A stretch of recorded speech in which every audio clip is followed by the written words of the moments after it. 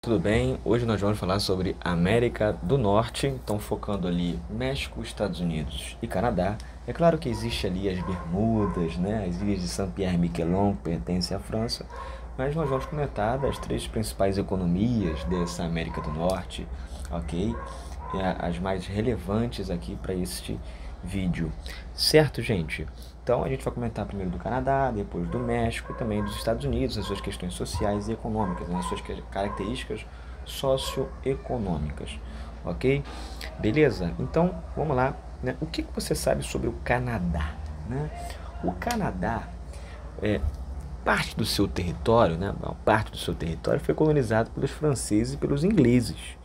Nós temos que lembrar ali isso, né? Por isso que boa parte do Canadá fala tanto o francês quanto o inglês. Ok? Os franceses não ficam por muito tempo, eles vão perder parte, né? Aliás, todo o território que eles tinham dominado do Canadá para os ingleses na Guerra dos 7 anos, certo? Tá? Mas o Canadá foi ali influenciado culturalmente, né? Linguisticamente, pelos franceses e pelos ingleses, ok? Bom, o PIB do Canadá é quase de 2 trilhões, né? Muito ali próximo ao do Brasil, então o Canadá também tem uma economia relativamente forte, né? Um IDH muito alto, então com certeza utiliza boa parte do seu PIB, né? Para as questões sociais, educação, segurança, né? Um país até muito seguro, né? Claro que não é 100% seguro, é um país seguro 100% muito difícil, né? Mas investe ali para 6% do seu PIB em educação, que é bem considerável. É um país industrializado, mesmo tendo a sua autonomia política e econômica recentemente, né? Vamos dizer assim, nos anos 30, porque ficou muito tempo vinculado aí ao Reino Unido, mesmo depois do surgimento do Canadá em 1867, ainda era vinculado economicamente e politicamente ao Reino Unido, tá? Até 1931. Então, por isso que boa parte da matéria-prima que sai do Canadá ia para o Reino Unido. Hoje o Canadá faz parte da comunidade britânica, ainda tem um certo vínculo com o Reino Unido, mas é mais simbólico, né? É uma monarquia parlamentarista onde o rei, né, do Canadá, vamos dizer assim, é o rei Charles III, que é o rei do Reino Unido da Grã-Bretanha. Tá? E aí tem o primeiro-ministro, né, que é o Mark Carney, se não me engano, se eu estiver falando errado o nome dele aqui, meu inglês talvez não seja tão forte, mas ele é o primeiro-ministro, então é uma monarquia parlamentarista, o Canadá. Tá? É um país industrializado, onde um salário mínimo ali até considerável, se a gente for reverter para o real, né? Porque a gente tem que pensar também no custo de vida no Canadá, que também não é tão barato assim. Né? Há um foco dentro desse PIB no setor terciário, o setor de comércio, 70% do PIB é desse setor, o setor de serviços. É um país com muitos recursos naturais, tá? Então isso vai ajudar muito no processo de industrialização do Canadá, como tem muito petróleo, urânio, carvão, cobre, ferro. Tá? Então isso vai ser importante até para o desenvolvimento econômico, né? O desenvolvimento industrial do Canadá. Aqui o território do Canadá, né? Que aliás o Trump está de olho nesse território, né? Ele está doido para anexar o Canadá. Teve um encontro entre o primeiro-ministro e o Trump recentemente. Eles estavam conversando mais sobre as taxações, né, que os Estados Unidos vem colocando nos produtos canadenses, né? O Trump chama de taxa de reciprocidade, né? Vocês cobram muita taxa da gente, então a gente vai cobrar de vocês. Eles estão tentando negociar essas taxas, né? Mas aí nessa conversa que eles estavam tendo, o Trump deu uma... E aí, que tal anexar o Canadá e virar o 51º estado dos Estados Unidos? Então, o primeiro-ministro canadense não gostou muito disso, disse que o Canadá não está à venda, mas é um sonho do Trump anexar o Canadá por conta dos recursos naturais que tem no Canadá, né? É um país industrializado, né? Ele diz que culturalmente tem muito a ver com os Estados Unidos, que os Estados Unidos protegem o Canadá e tudo mais, né? O Trump está de olho na Groenlândia também por conta de recursos minerais que tem ali, é um território que pertence à Dinamarca. Isso tudo por conta dessa guerra comercial com a China. A gente sabe que com o tempo a China vai acabar passando os Estados Unidos como o maior PIB do mundo. Então isso é uma preocupação do Trump. Então ter mais território, mais recursos naturais, né, o que a gente chama de espaço vital, né, manter muitas vezes um império, você precisa de território. Você precisa de um espaço vital, né, que é uma teoria que vem de Friedrich Hatzel, que é um geógrafo alemão do século XIX, que vai desenvolver essa teoria do espaço vital. Né? Ele vai dizer que para um país, para um estado se desenvolver, ele precisa de mais território. Né? Um Estado é um organismo vivo, na visão do Hatzel. Então, um Estado como um organismo vivo, ele precisa se alimentar de quê? De território, para ter recursos naturais, para ele ser forte. Tá? Então, é uma teoria que influenciou muita coisa ao longo do tempo, influenciou a Alemanha nazista, né? Influenciou até a formação do próprio Estado alemão.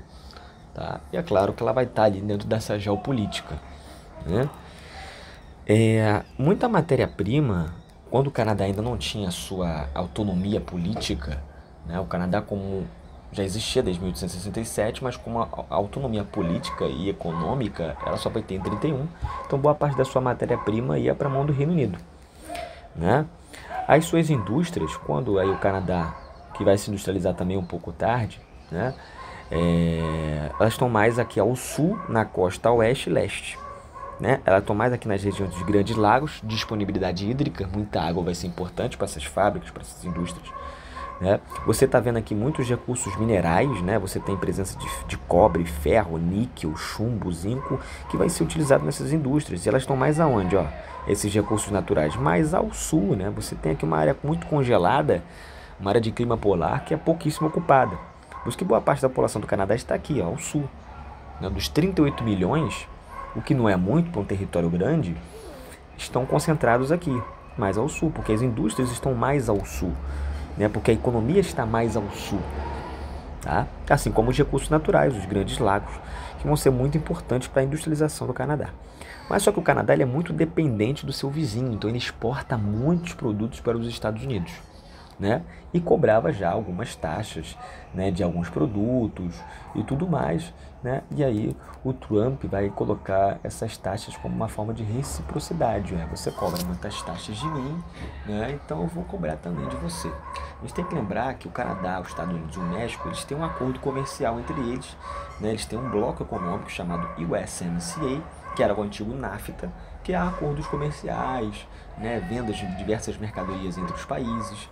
Também são cobradas algumas taxas, obviamente, né? Alguns produtos têm taxas mais baixas, mas há um acordo comercial entre eles, né? E que agora, com a taxação do Trump, parece que esse acordo comercial está ficando cada vez mais estreito, certo? Ok? Olha aqui, ó. Mais de 70% das exportações de Canadá e México vão para os Estados Unidos. Então olha como o Canadá e também o México é muito dependente dos Estados Unidos, né? E aí como o Trump começou a taxar muitos produtos do Canadá, né? Já até existe a taxa, mas ele colocou mais taxas. Ou produtos talvez que não existiam taxas, foram colocados taxas. O que o Canadá fez? O Canadá começou a ameaçar com a questão da exportação de petróleo e gás. Porque petróleo e gás saem muito do Canadá para os Estados Unidos. Esse gás é importante para as fábricas, é importante para as casas, para aquecimento de água, porque parte do território dos Estados Unidos, principalmente mais ao norte, é frio, né, cara? No inverno, então, fica mais rigoroso, então precisa. O petróleo para os automóveis, você tem muitos automóveis nos Estados Unidos. Então, olha só, aí o Canadá começou uma certa ameaça. Olha só, você vai começar a taxar meus produtos de uma forma até exacerbada, eu vou começar a ameaçar você e não vou mandar mais petróleo e gás. Então, isso até pode prejudicar os Estados Unidos mais à frente, né? Isso aqui foi a visita que você teve do primeiro-ministro aos Estados Unidos, foi recentemente, foi agora dia 6 de maio, né? Eles estavam tentando negociar essas taxas, talvez diminuir, né, entre as mercadorias. E aí o Trump deu esse vídeo, que não, o Canadá vira parte dos Estados Unidos, né, o 51º, né, estado americano, e aí o Canadá não está à venda, a gente tem a nossa soberania, respeite, né? Soberania não é uma coisa que os Estados Unidos costumam respeitar, né? E também não seria muito rentável para o Canadá, não. O Canadá poderia perder aí até mesmo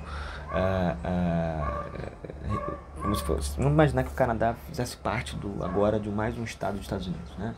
Não existe mais o Canadá, agora é um estado americano.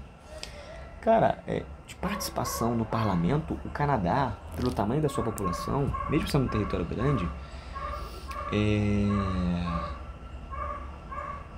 ele não teria tanta participação, tanta representação no parlamento americano. Entende? Né? tanta representação. E meu saldo aparecendo ali, né? 1 centavo, tô pobre. Né? Não teria tanta representação no, no, no parlamento americano, cara. Certo? Mas voltando aqui, né? Deixa a gente continuar. Né? Só, o aplicativo só para me lembrar também, né? Caramba, gente. Ai, ai. Vamos lá. Agropecuária no Canadá, mesmo sendo ali boa parte do território, né, de clima frio, clima polar, ela ainda é bem desenvolvida, tá? Produz muito trigo, né? É uma agricultura mecanizada, então é uma agricultura forte. Claro que precisa de importar, né, produtos agropecuários de outros países, né? A população não é muito grande, tem por volta de 38 milhões, fica mais ao sul. A maioria vive mais na área urbana, né? 80%, 6% do PIB é gasto com educação. O analfabetismo foi erradicado no Canadá, isso aqui é muito importante. E olha, boa parte da população tem tratamento de esgoto, isso aqui é muito importante também, né? Uma cidade que foram se desenvolvendo com mais certa estrutura. Né? Se a gente for pensar no Brasil aqui, questão de saneamento básico é raro nas cidades. Tá? E o Canadá, ele é mais receptivo aos migrantes do que os Estados Unidos historicamente. Então você vai ter vários programas de migração desde os anos 70 no Canadá, se comparado aos Estados Unidos. Apesar que, infelizmente, os casos de xenofobia têm crescido no mundo inteiro e principalmente no Canadá. Né? A gente teve recentemente mais uma notícia aí, né? Bom a gente ficar informado do que está acontecendo no mundo. Teve um atropelamento em massa no Canadá de filipinos que estavam festejando lá, fazendo alguma festa, uma comemoração que tem relação lá com o país deles. E eles tinham fechado uma rua e tudo mais, era uma comemoração, não vou lembrar agora do que era. Cara, um cara entrou com um carro atropelando todo mundo. E que pode ter uma relação, esse atropelamento, né, um ataque xenofóbico a essas pessoas. Né? A gente tem mais asiáticos do que latinos no Canadá. Falei isso aqui num vídeo sobre migração na América. Né? Muitos desses asiáticos vão trabalhar no Canadá, trabalhando em empresas de tecnologia e de serviços no geral. Né? Então a gente tem muitos filipinos lá, sul-coreanos, japoneses. Então que a galera, muita gente morreu ali, né, nesse atropelamento. Então isso é triste. Os casos de xenofobia também têm crescido em países até mesmo que antes eram mais receptivos ao migrante, né, que tem uma qualidade de vida muito alta, tudo mais, né. A xenofobia, infelizmente, ela vem se alastrando no mundo inteiro. Né. A expectativa de vida no Canadá é alta, né, a mais alta da América, né, 80 anos para homens e 84 para as mulheres, com uma população ainda demograficamente estável. O que eu quero dizer com isso? Vou mostrar para vocês a pirâmide do Canadá, a pirâmide etária do Canadá.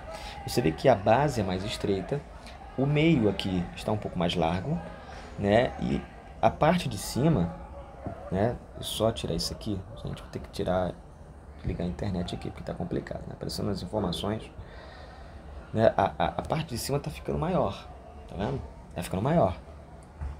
Então, está envelhecendo essa população. Hoje ela é demograficamente estável, né? Isso é uma população jovem, adulta, então tem uma mão de obra ali, interessante, né, para o mercado de trabalho, mas ela está envelhecendo. Então por isso que o Canadá também é mais receptivo ao migrante, que precisa, porque a sua taxa de fecundidade é baixa, né? Ok? E aí, como a taxa de fecundidade baixa, seja porque você tem uma inserção muito grande das mulheres no mercado de trabalho, então muitas vezes vai pensar no trabalho, nos estudos do que ter filho, o planejamento familiar é muito presente, então muitas vezes algumas famílias vão ter filho de uma forma mais planejada, geralmente querendo ter um filho só, né? O acesso a métodos contraceptivos também vai ter uma certa influência nessa redução. Então o Canadá tem uma taxa de fecundidade baixa aqui na América, mas é o que tem acontecido quase no mundo todo, tá, gente? Tá? E aí comentar um pouquinho do México, né? O México é o país de língua espanhola mais populoso do mundo, né? Mais de 100 milhões de pessoas. O México é muita gente também. E tem a cidade mais populosa da América do Norte, a cidade do México. A cidade do México, infelizmente, ela vem afundando, né? Porque ela foi desenvolvida, né, sobre uma região que era um lago, né? O Lago Texcoco. Tenochtitlan, que era a capital asteca, era numa ilha. Essa ilha era no Lago Texcoco. O Lago Texcoco vai ser aterrado pelos espanhóis quando eles chegam em 1521. Depois, com o tempo, você vai ter o processo de aterramento daquela região. E, é claro, né, uma cidade que vai se desenvolvendo, crescendo no processo de aterramento, ela vai afundando principalmente dessa água que vai sendo retirada, né, dessa parte mais profunda. Né? O México se industrializou tarde, assim como o Canadá, mas não é um país industrializado. Tá? Então, o seu processo de industrialização foi chamando muitas empresas estrangeiras para o seu território, principalmente nos anos 90, e principalmente indústrias dos Estados Unidos. Nos anos 90, a gente tem um surgimento do bloco econômico NAFTA, que é hoje o USMCA. Então você vai ter acordos comerciais nos Estados Unidos, México e Canadá. E aí aumenta uma livre circulação de mercadorias entre os países. Muitas indústrias dos Estados Unidos vão para o México, certo? E que vai ter um ponto positivo, né? Você vai gerar emprego para os mexicanos. Ok, temos um ponto positivo nisso aí, né? Vai diminuir as taxas nesse momento entre as mercadorias entre esses países vizinhos, né? Aumenta-se uma migração pendular entre esses países, por mais que o acordo era mais comercial, não era de fluxo de pessoas, você vai ter uma migração pendular, né, de mexicanos indo trabalhar nos Estados Unidos, de estadunidenses trabalhando no México, né, muitas indústrias vão sair dos Estados Unidos para o México. Então você aumenta uma migração pendular também, tá? E aí por que muitas indústrias dos Estados Unidos vão para o México, né? Além esse acordo comercial vai ser importante, né? O surgimento desse bloco econômico vai ser importante, sim, mas outros fatores também vão fazer que muitas indústrias americanas saem dos Estados Unidos e vão para o México. Primeiro, a mão de obra é mais barata. Segundo, as leis ambientais e trabalhistas eram mais flexíveis que nos Estados Unidos. Isenção fiscal, não pagar impostos. E uma proximidade, né? Porque fica mais fácil escoar as mercadorias, né, que estão sendo produzidas no México, vão ser levadas para os Estados Unidos e lá os Estados Unidos que vai exportar esses produtos. Certo? Muitas dessas indústrias que estão ali, que são americanas e foram para o México, são chamadas de indústrias maquiladoras. Elas ficam perto da fronteira. São indústrias geralmente de embalagem de produtos, né, ou então de montagem de peças de carro, né, e de outros produtos. A gente chama de maquiladoras, né? E outra coisa, né? Boa parte desses produtos são levados para os Estados Unidos e é lá que os Estados Unidos vai exportar. Então o lucro fica nos Estados Unidos, fica nas sedes dessas empresas, ficam para essas empresas que tinham colocado fábricas lá, né? E que vão exportar a partir dos Estados Unidos. O único ponto positivo que a gente tem para o México é uma mão de obra sendo empregada. Mas o lucro não fica para os Estados Unidos, porque não pagam tantos impostos. Essa mercadoria volta aos Estados Unidos que exporta, né? Beleza? Então, para essas indústrias americanas vai ser ótimo. Eu pago uma mão de obra mais barata, pago pouquíssimo imposto ou não pago imposto para o México e eu que vou exportar, né? E o México ainda continua dependente dessas indústrias, pô. Porque em vez de criar as suas empresas, as suas indústrias, seja automobilística, seja do que for, qualquer coisa, ele fica dependente de trazer essas multinacionais americanas para o seu território. E muitas vezes não é nem o próprio México que exporta. Não cobra muitos impostos. Está complicado, né? Aqui é só uma informação a mais, uma comparação. A gente está falando de México, né? Comparar o México com o Brasil, né? Expectativa de vida a gente tem mais, né? Média de anos de escolaridade, os mexicanos estudam mais, pelo visto, e o IDH deles ainda é maior que o nosso. Aliás, a gente tem que atualizar, tá? O nosso IDH subiu para 84º. Beleza? Temos uma subida aí. Nosso PIB é maior, né? México aí mais de 130 milhões de pessoas. E aí chegamos nos Estados Unidos, né? Que entre os três aqui, os Estados Unidos vai se industrializar no século XIX, na segunda Revolução Industrial. Então ele se industrializa antes, vai ser importante. E a gente viu num vídeo aqui, que a gente falou de colonização e independência da América, né? Que as colônias do norte, elas já tinham a presença do trabalho livre assalariado.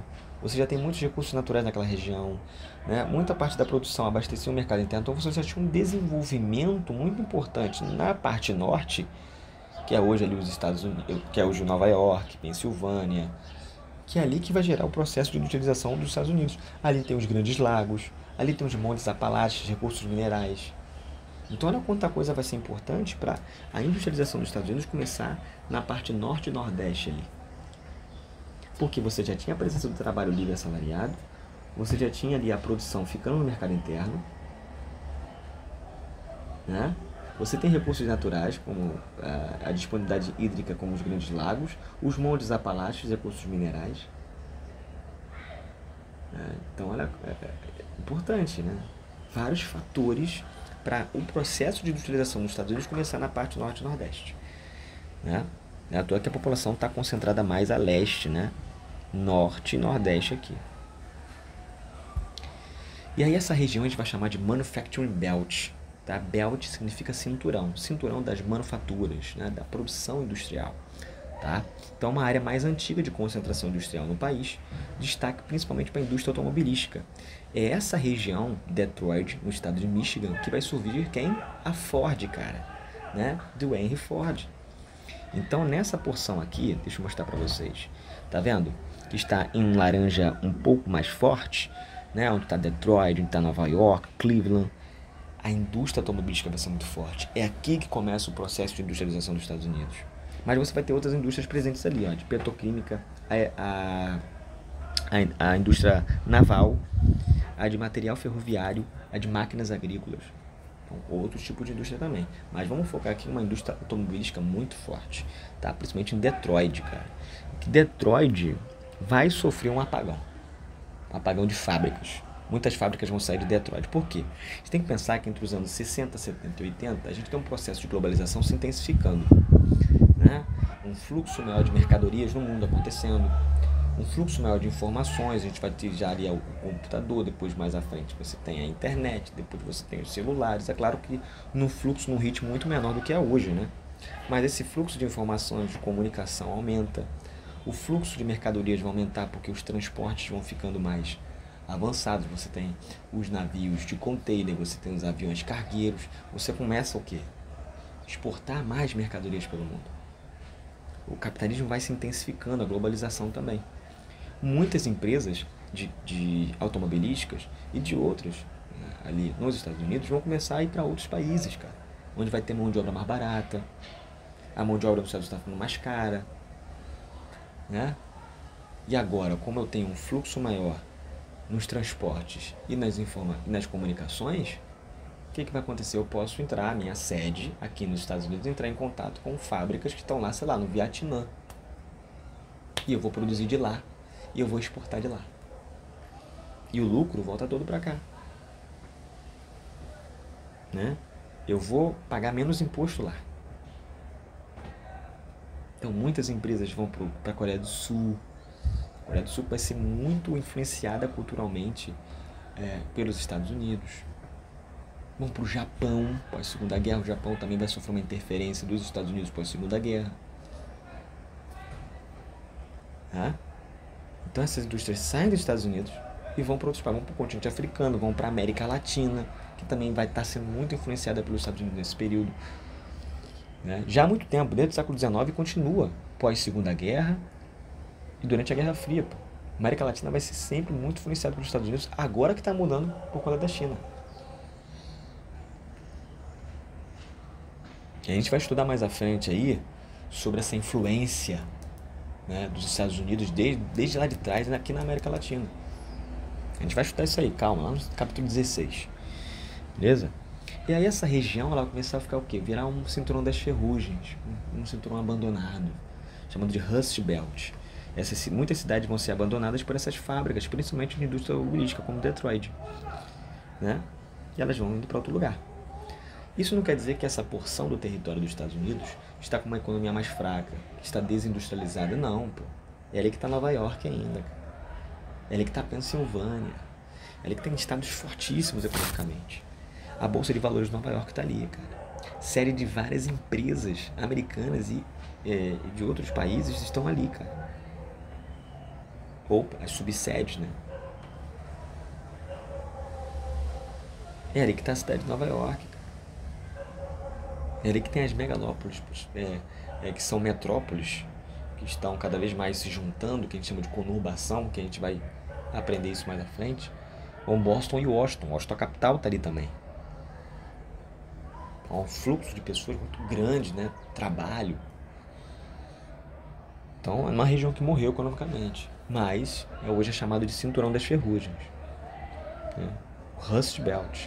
Existem outros cinturões nos Estados Unidos, outras áreas que se desenvolveram economicamente, seja na indústria, seja na agricultura. Sim, a gente vai ver. Né? Tem um Cinturão do Sol. É onde a industrialização é mais recente e é onde também há uma presença da indústria de ponta, de tecnologia, aeronáutica e aeroespacial. Enquanto lá era a indústria automobilística, muito forte, agora na chamado Sun Belt, porque é uma área mais quente dos Estados Unidos, o cinturão do sol, vai ser uma industrialização mais recente e focada em indústria de tecnologia. Aí você pega o Vale do Silício, a aeronáutica e aeroespacial, você pega a NASA ali também, e as Forças Armadas Americanas. Beleza? Ok? E lembrando, ela vai se desenvolver, esse Sun Belt, durante a Segunda Guerra Mundial e Guerra Fria. Principalmente com a indústria bélica. E também a de tecnologia começa a aparecer. Porque você vai ter a corrida armamentista na Guerra Fria. A disputa entre Estados Unidos e Soviética quem mais produzia tecnologia e armamento. Certo? Tá? E aí, onde é que tá? Deixa eu mostrar para vocês no mapa, né? Onde é esse tal de Sun Belt que você está falando. É toda essa parte aqui. Aqui está o Vale do Silício. Hoje tem indústrias de tecnologia muito fortes ali. Vou mostrar diversas empresas que tem ali. Aqui a aeronáutica e aeroespacial, onde tem a NASA. Aqui, as Forças Armadas também estão muito presentes. Essa região, antes do Vale do Silício surgir, né? Por exemplo, era muito forte a produção bélica, armamento. Porque era aqui que os Estados Unidos escoava o armamento para a Europa, para os seus aliados, e também alimentos, tá? Alimentos. Beleza? Alimentos. Os Estados Unidos entra um pouquinho depois da Segunda Guerra Mundial. Vai virar a principal economia muito por conta de fornecimento de alimentos e armas para a Europa. E também para a China, tá?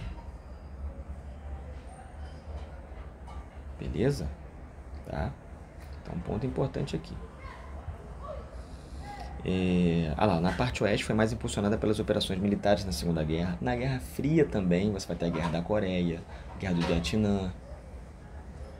A Guerra do Vietnã que vai ter uma participação efetiva dos Estados Unidos, né? A Guerra da Coreia foi um financiamento ali que os Estados Unidos fez a Coreia do Sul, enquanto a Coreia do Norte era beneficiada aí, né, ajudada pela China e pela União Soviética.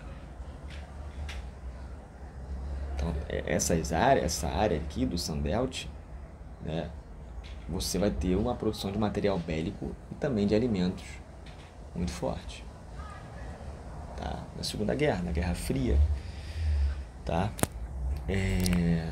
Tudo mais. O Vale do Silício vai estar nessa parte aqui, gente, ó. Deixa eu mostrar para vocês. Aqui é o estado da Califórnia, aqui o Vale do Silício. Agora, pegando em outro mapa, é nessa porção aqui, tá? Por que essa região vai se desenvolver muito tecnologicamente? Ali você já tinha um desenvolvimento do material bélico. Você já tinha uma produção tecnológica muito forte por conta da Segunda Guerra e da Guerra Fria. Essa região tem muito ouro. Você já tinha universidades ali muito importantes que ajudavam a gerar uma mão de obra qualificada. Então vão ser vários fatores para surgir essa área com diversas empresas de tecnologia como o Vale do Silício. Entende? Então, na costa oeste, né, o Vale do Silício, que está dentro do estado da Califórnia, você tem várias dessas empresas de tecnologia. A Meta, a dona do Facebook, né, do WhatsApp, do Instagram, a Microsoft, a OpenAI, a dona do ChatGPT, a Google, Apple, né? Você vai ter universidades ali já presentes há muito tempo, como a Universidade da Califórnia, a de Stanford, né, que vai gerar mão de obra qualificada para essas empresas, e aí nós vamos chamar essas cidades de tecnopolos. Tá? E é no período da Segunda Guerra e da Guerra Fria que essa região vai estar se desenvolvendo, porque vai estar produzindo tecnologia e arma, ouro, muito nessa região, fatores importantes para essas outras empresas de tecnologia começarem a surgir. Universidades gerando mão de obra qualificada, muitos desses universitários vão desenvolver essas empresas de tecnologia, que a gente chama de startups, certo? Olha aqui, ó. No período da Segunda Guerra e Guerra Fria, muitas empresas migram para lá, seja para desenvolver tecnologia para a Segunda Guerra ou para ajudar na corrida armamentista na Guerra Fria. Ainda a descoberta do ouro vai ser importante, né, nessa região, e as universidades também vão ser fatores para desenvolver essa região. Muitos desses universitários vão desenvolver outras empresas de tecnologia, né? A gente chama de startup. Aqui a sede da Google, da Netflix. Aqui o Vale do Silício, né? O Silicon Valley. E aí por que o nome Vale do Silício? O silício é um mineral muito importante, cara, para produtos tecnológicos. Ele é um ótimo condutor de energia. Vai estar presente em chips, por exemplo, de vários produtos eletrônicos. Não é porque lá tem muito silício, né? Mas é porque o silício é um mineral importante e é muito utilizado nos produtos eletrônicos. Né? Ok? Aqui outras empresas, né? Que já é um mapa um pouco mais, né? Aqui na Baía de São Francisco. Você tem aqui, ó, Airbnb, Uber, aí já é empresa até de serviços, né? Wikipedia, a OpenAI aqui também, ó, até sede. A Universidade de Stanford está aqui, HP, Google, Apple, Tesla, né? A Intel. Então, cara, se a Califórnia fosse um país, seria o quarto maior PIB do mundo, cara. Claro, por essas empresas de tecnologia todas ali, né? LinkedIn, Twitter, que agora é o X. E ainda dentro do Sunbelt, no sul e sudeste dos Estados Unidos, você também vai ter uma indústria aeronáutica e aeroespacial muito forte. Na região do Texas, né, Flórida e Geórgia, vão se destacar aí a indústria aeronáutica e aeroespacial. Aqui é a sede da NASA, aqui o Cabo Canaveral na Flórida, mas a Flórida não está dentro desse Sunbelt. Né? Deixa eu só voltar lá no mapa para vocês, só para mostrar essa parte de indústria aeronáutica e aeroespacial, que é aqui, essa porção aqui que eu estou falando. Né? Beleza? Que é presente. Então aqui uma indústria automobilística. Com o tempo a indústria bélica alimentar era muito forte e mudou o Sunbelt com e a indústria tecnológica também já era forte antes, ela se intensificou. E também aqui a indústria aeronáutica aeroespacial, que também já se desenvolvia desde a Guerra Fria, né, cara? A NASA vai surgir em 58. Né? Tem o primeiro satélite americano também, se não me engano, no mesmo ano lançado. É o Explorer. Né? Só voltar aqui, gente. Aqui, ó. E aí, pra gente, né, chegar no final, a agricultura nos Estados Unidos também é muito mecanizada, assim como no Canadá. É um dos maiores produtores de alimentos do mundo, mas tem dificuldade para produzir determinados tipos de produtos mais tropicais, então acaba importando muito produtos tropicais, né? Geralmente eles são mais produzidos ao sul ali. E a agricultura também é dividida em cinturões, tá? Por exemplo, aqui, ó, você vai ter o Cotton Belt, que é o cinturão do algodão, que historicamente, né, aqui sempre foi uma região que o algodão é muito presente, né? Aquelas antigas colônias do sul, boa parte desse algodão era exportado, né, para a Inglaterra. Aqui, por ser uma região mais quente, você tem produtos mais tropicais, subtropicais, laranja, banana, né, mais ao sul, onde está aqui a Flórida, certo? O cinturão do trigo ali, ó, próximo ao Canadá, o Canadá também produz muito trigo, né? Aqui o cinturão do milho, chamado de Corn Belt, essa parte porção. E aqui, um verde mais claro, né? Você tem uma produção extensiva, né? A pecuária extensiva, até porque aqui boa parte é um deserto, a vegetação é mais rasa, né? Mais seco, então é difícil a agricultura nessa região. Então a pecuária está mais presente aqui, você tem as montanhas rochosas mais a oeste, né? O processo de continentalidade evita que muita umidade chegue nessa parte, então aqui a pecuária acaba sendo mais forte, tá? Esses fatores naturais aí acabam atrapalhando um pouco a agricultura nessa parte, mas a pecuária aqui é presente, né? Nessa parte aqui que eu estou mostrando para vocês. Show de bola. E para a gente encerrar, né? Cadê? Deixa eu só ajeitar aqui, porque as divisões internas dos Estados Unidos são retas, né? Isso é para não ter tanta desigualdade de desenvolvimento socioeconômico entre os estados, né? Então eles têm, essas fronteiras não seguem barreiras naturais, como rios, cadeia de montanhas, não segue. É uma linha reta, a gente chama de fronteiras retas, né? São secas, para que os estados sejam ali pelo menos quase do mesmo tamanho, para não ter um desenvolvimento muito diferente de um do outro, né? Não ter desigualdade entre os estados. Apesar que você tem o Alasca, né, que é 540 vezes maior do que Rhode Island, mais ao leste ali dos Estados Unidos, né? É bem pequenininho. Tá? Bom, e é isso, gente. Espero que tenham gostado do vídeo. Deixa o like, compartilha aí. Hoje falamos aí das características socioeconômicas dos Estados Unidos, do México e do Canadá.